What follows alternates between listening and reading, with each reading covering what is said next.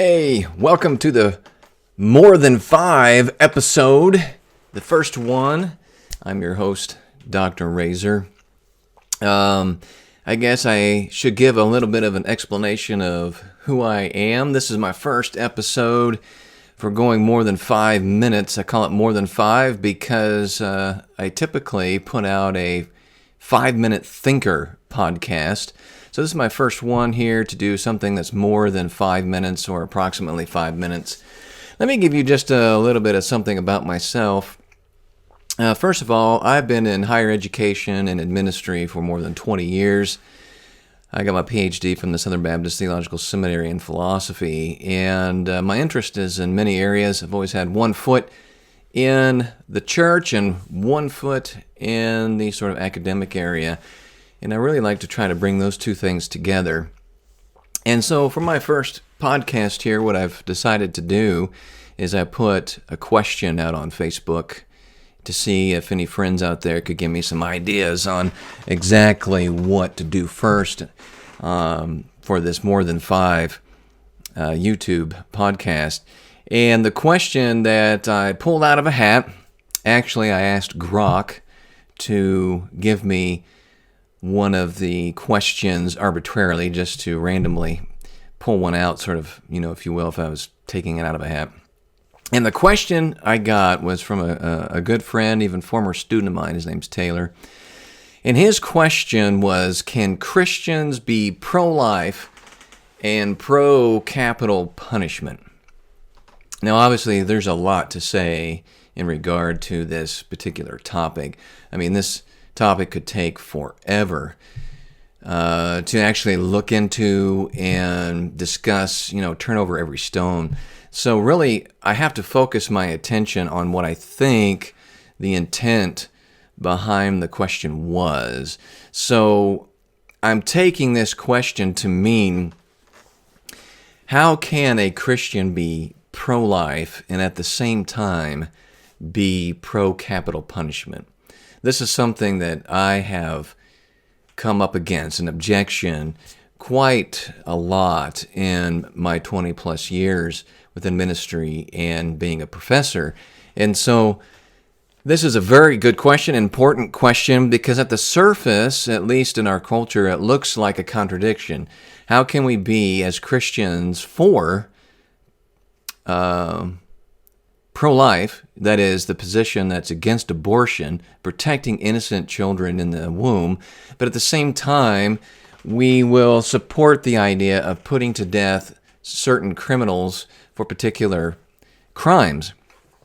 Well, like I said to begin with, there's a lot that we could discuss here, and so I really need to hone in on this particular question of, are they really contradictory? And up front, I want to say no. The answers here are not contradictory. We can, as Christians, uphold the position of pro-life as well as pro-capital punishment. Now, to think this through, what I've done is I've looked at the question, and we're going to discuss it here from two different angles. First, we have to lay the foundation of what is abortion and the church being against abortion historically. But we also have to look at what is capital punishment and show the biblical teaching on that. And then we have to bring the two things together and ask ourselves whether or not these are complementary or they're contradictory or coherent or what have you. So really, let's sort of begin with the question of abortion. Now, abortion is as old as human history. A scholar by the name of John Rasmussen, he wrote an article some years ago. It was called Abortion, Historical and Biblical Perspectives. And he has a great quote, and I want to read it for you. It's a little lengthy. I'll put it up here on the screen for us so you can follow along. He said back in that article, abortion was then a familiar practice in the ancient Mediterranean world. One of the most learned of Greco-Roman gynecologists, and excuse me if I mispronounce this, Sarnos of Ephesus, discussed two main categories of abortion. Abortion was practiced through an abortifacient, which would destroy what had been conceived, or through ekbalion, which would expel what had been conceived. Then he goes on to say, the conventional Roman attitude toward the fetus and infant was strikingly callous. Seneca referred to the drowning of abnormal or weakly children as birth as a commonplace and as a reasonable kind of action. Philo noted, he was a philosopher, that it was not unusual for parents to strangle their infants, drown them with attached weights, or expose them in deserted areas to wild beasts and carnivorous birds. So as we can see here, abortion isn't anything new. A lot of times when I discuss this with students or with church members, it often comes up and they think this is something new, abortion. But it really isn't. The only thing that actually is new are the techniques or the methods by which we perform abortions. And of course, in our technologically advanced society, as we have here in the West, certainly we've come up with new techniques, especially just taking pills in order to abort children in the womb. Now, the thing I want to point out next is, now we want to hone in on, how did the church view abortion? I mean, it was obviously around at the beginning of the church in the first century. And so we need to ask ourselves, what has been the historic position of the church in regard to aborting children in the womb?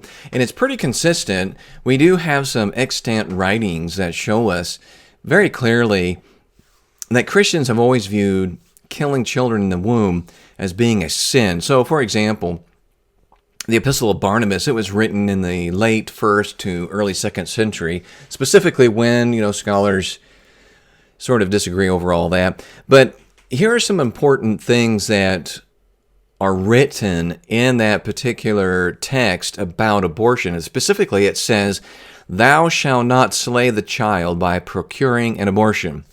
Pretty clear, right?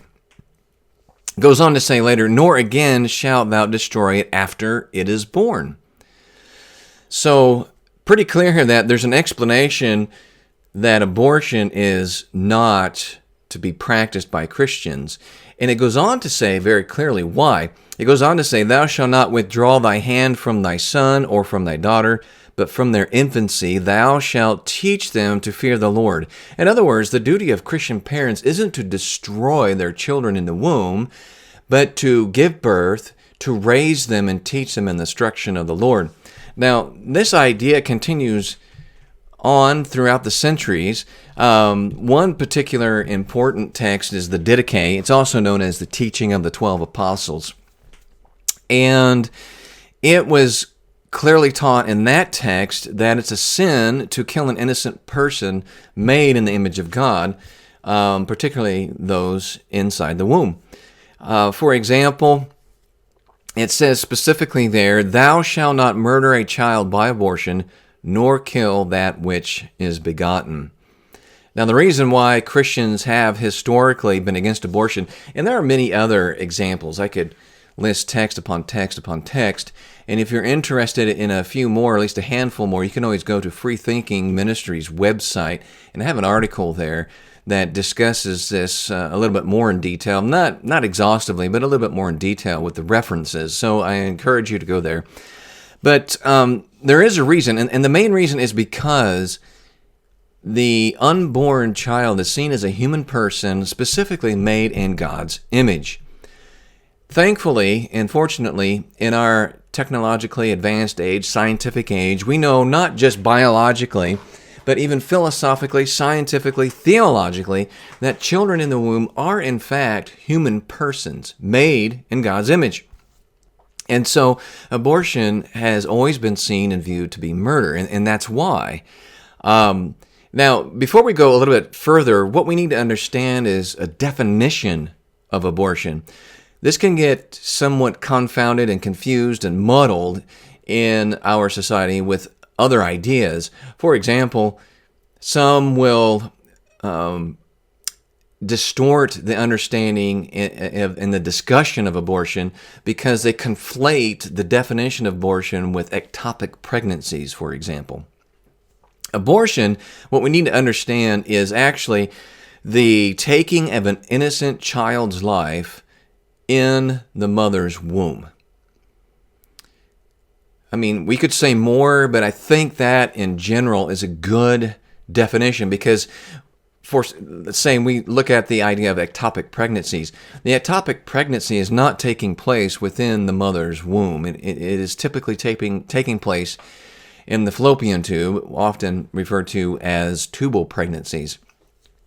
And so we need to keep in mind what specifically abortion is. We are talking about the going into the mother's womb and intentionally taking that child's life, who is made in God's image, and destroying it.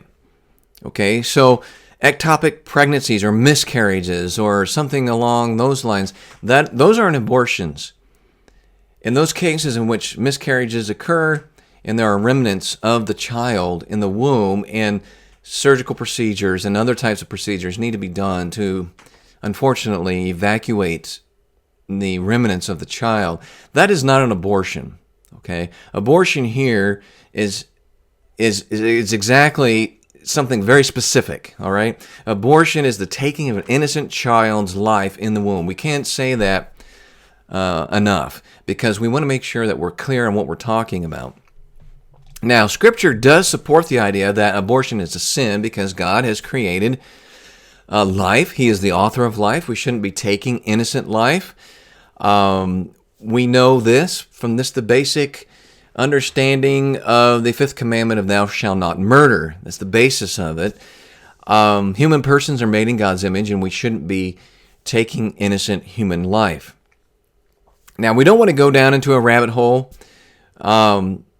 We need to really focus upon whether pro-life is compatible with pro-capital punishment. And so now we need to take the next step. After we've seen that abortion has been seen and viewed as a sin, that the historical view of the church has always been pro-life, now we need to look at what the Bible says about capital punishment and try to understand that from that perspective. And then we'll conclude by trying to show that being pro-life and pro-capital punishment is consistent and coherent within the Christian view.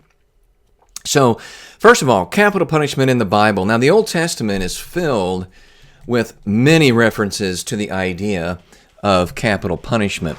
And primarily the reason why is because God gave this law to a nation state, a theocratic state, a theocracy. And so God wanted them to know how they, as a nation, ought to live, how to make sure that crime and sin and evil doesn't proliferate within a nation state. And so God gives a lot of law. If you ever want to fall asleep, read Leviticus. There's a ton of laws. Deuteronomy, a lot of the book of Deuteronomy is nothing but law. Also Exodus, right? Try to read a law book today. It'll put you to sleep. A lot of times it's the same within the Torah, the first 5 books of the Old Testament. That being said, it's very important to read. It may be somewhat laborious because it's just a book of law, but it gives us a lot of good insight into how God views things and how the world ought to be and how the state ought to operate. Not necessarily across the board, but there are a lot of things we can draw from it. So, for example, in the Old Testament, even before the giving of the law, we see right after Noah and the flood that God gives Noah a command in Genesis 9, 6-7, which says this: "Whoever sheds man's blood, by man his blood shall be shed. For in the image of God he made man. As for you, be fruitful and multiply, populate the earth abundantly, and multiply in it." Notice 2 things here. The first half of this passage first states the significance of being made in God's image. In other words, if someone destroys the image of God, that is, take the life, murder an innocent person, then the punishment for that person is the taking of that person's life. That's how significant and important and valuable human life is in God's eyes. It is so important and significant. And so it's such an atrocity to take that innocent life that very clearly God wants the most severe punishment to come upon that person who takes innocent human life. And that particular punishment, as we see here, is taking the life of that person who murdered. All right. Now, what's interesting is the second half, and this is what and here's the second part of what I was referring to, that this passage actually has two elements to it. Notice in verse 7, "As for you, be fruitful and multiply, populate the earth abundantly and multiply in it." In other words, there's a contrast here. In the first part of the passage, he's showing how significant life is. It's so significant that if you take it, the punishment ought to be the taking of your life. But the opposite of that, what God wants us to do, is to what? Multiply and be fruitful. That is, create. Don't take life, create life. Now, throughout the entire Old Testament, we see over and over again the punishment of capital punishment, that is, taking of, if you take innocent human life, that your life should be taken over and over and over again. And there are a variety of offenses or criminal actions that are to be punished by capital punishment. Okay, so for example, we've already talked about murder, but another one would be kidnapping and slavery. For example, Exodus 21:16, it clearly says, "He who kidnaps a man, whether he sells him or he is found in his possession, shall surely be put to death." All right?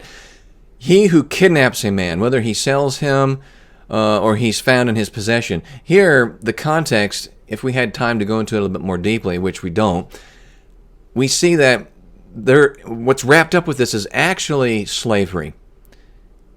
The kidnapping of a person and selling them into slavery or holding on to them as their possession is actually an offense so extreme that God called for punishment to be the death penalty. All right. We also see other reasons for the death penalty given throughout the Old Testament. For example, bestiality in Exodus 22:19. "Whoever lies with an animal shall surely be put to death." Homosexuality, right?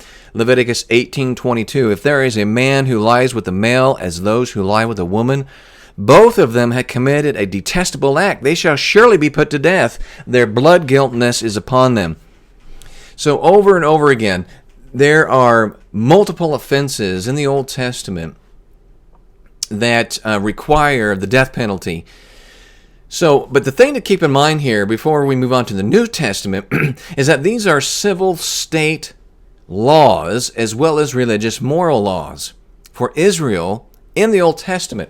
And so these are definitely to be understood as capital punishment offenses. Now, what about the New Testament? Actually, there's not a whole lot of reference in regard to capital punishment and things like that in the New Testament. However, that being said, there are some passages which detail for us what the role of government is and what the role of the church as well as the individual are. And understanding those will help us piece together a little bit this idea of whether or not capital punishment is allowable. Now, there are a few, it seems, references to capital punishment. The first one is Romans 13, verses 3 to 4. There, the Apostle Paul is in the middle of describing how we as Christians should not take vengeance upon others for offenses made to us or sins committed against us. Rather, we should allow for the vengeance of God, the room for the wrath of God to be implemented. And in the midst of that, this is what the Apostle Paul writes in Romans 13, 3 to 4. He says, "For rulers are not a cause of fear for good behavior, but for evil. Do you want to have no fear of authority? Do what is good, and you will have praise from the same. For it is a minister of God to you for good. But if you do what is evil, be afraid. For it does not bear the sword for nothing, for it is a minister of God, an avenger who brings wrath on the one who practices evil."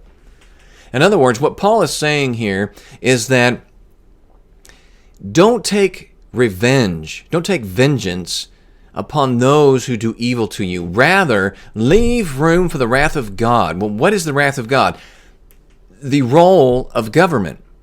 That is, for the government to step in and punish those, bring justice to those who have committed crimes against you, especially severe crimes like murder. And notice what the Apostle Paul here says. You don't have to be afraid of the government because it's supposed to be a minister for good. So you don't have to be afraid of it if you are practicing good and you're not practicing evil. But he goes on to say, however, but if you do what is evil, be afraid. Well, why? For it does not bear the sword for nothing.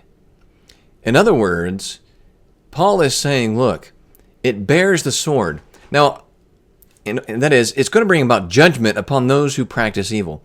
Now, there's some disagreement as to what this specific reference of the sword is among biblical commentators. Some will say, oh, well, that's referenced specifically to capital punishment. Others will just say, well, that's a more general idea of capital punishment, punishment, not specifically capital punishment. Well, I tend to lean more the former way, that I think it's probably a reference to capital punishment, or at least some kind of severe punishment, because what else would a sword be representing? A sword in the Roman times was a main weapon of a soldier. It was meant to put to death. It wasn't meant to do anything else, and especially in battle. And so what I think we see here is Paul is saying, look, if you do what is evil, you need to fear the government because God has given it the responsibility, the role to implement the death penalty, or at least an extreme punishment for those who do evil.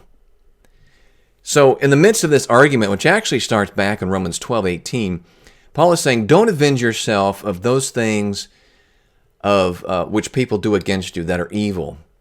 Rather, allow government to step in and mete out the justice, because that is its divine role. All right. Now, that's one specific reference to possibly the death penalty in the New Testament. We have one other, and that's Acts 25, verses 10 and 11. This is where the Apostle Paul is standing trial for evidently being a problem, in Jerusalem.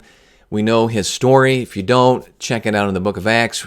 He's brought to trial, and then he eventually appeals to Caesar.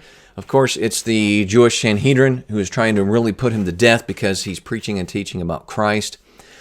Anyway, at one point, while he's being put on trial, being questioned by authorities, he says this in Acts 25, 10 to 11.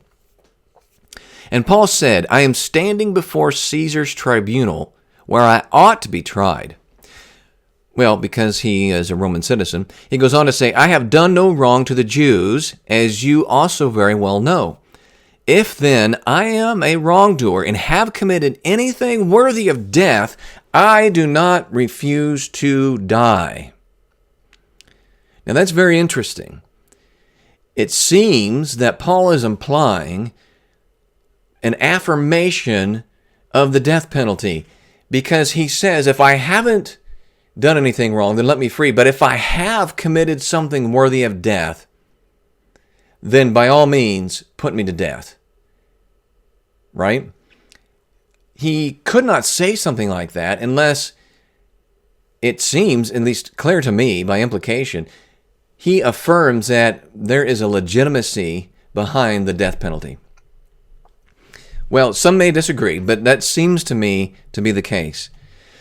And so we seem to obviously then have affirmation of capital punishment in the Bible, especially the Old Testament. New Testament, some may say that might be a little bit questionable. But here's the question for us that faces us. How does Christian pro-life stance go together with pro-capital punishment? Well, here's the main idea. Putting those two ideas in mind, that is, we see capital punishment and what it says in the Bible, as well as abortion. And we didn't go into the abortion text within the Old Testament and New Testament. Many other places and social media and talk shows and YouTube podcasts. If you're interested in that, you can look into those. Maybe in the future I'll do one specifically on abortion in the biblical text that show that such a thing would be a sin. But putting that aside, we at least see the historical view of the Christian church that abortion is a sin. Okay, we see that in a lot of texts. I just gave you a few examples earlier. So laying those two foundations, capital punishment in the Bible and also pro-life in the Bible, how do we bring these two things together? Well, here's the main idea. The main idea of how this is coherent and how they're not contradictory positions, how a Christian can hold both at the same time, is the idea of innocence versus guilty. The difference between an innocent, unborn child in the womb who has done nothing wrong to deserve any kind of punishment versus a criminal who has done an evil act which makes him guilty and therefore deserving of punishment. So this isn't a contradictory position to hold, or these two positions aren't contradictory to hold, that is pro-life and pro-capital punishment. The reason why is because the child, the unborn child, is innocent, doesn't deserve punishment, doesn't deserve harm of any kind. But a criminal who commits murder, who commits rape, who commits kidnapping or other things like this, extreme type of evil, does deserve death, does deserve punishment. That person is guilty. All right? Now, some have these whatabouts, these objections. What about, for example, the teaching in the New Testament, especially Jesus' teachings, that talk about turning the other cheek, applying grace and mercy? For example, we know that the Sermon on the Mount, Jesus said in Matthew 5:38-40, "You have heard that it was said, an eye for an eye and a tooth for a tooth. But I say to you, do not resist an evil person, but whoever slaps you on the right cheek, your right cheek, turn the other cheek to him also. If anyone wants to sue you and take your shirt, let him have your coat also." Well, let's back up for a minute here. If we actually look at the context, what Jesus is teaching is not the divine role of the state or government. Rather, what Jesus is teaching is about personal interrelationships.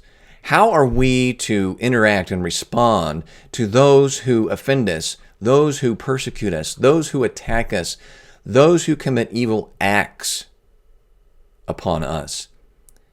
So the idea here is that a command by Jesus, of the command to turn the other cheek, it's not being stated to the state, to the government.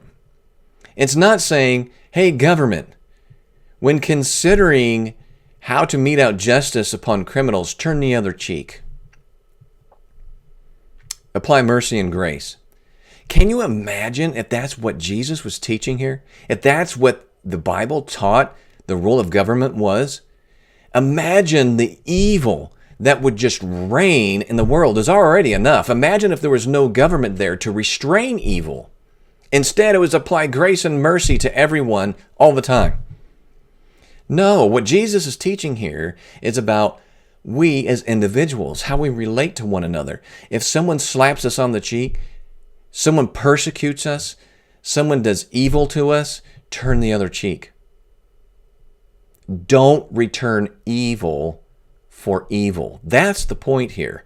In fact, when we discussed earlier Romans 12 and 13, that's the point of what the Apostle Paul is saying. And he even says that in Romans 12. Don't return evil for evil, but allow the wrath of God. Leave room for the wrath of God. All right?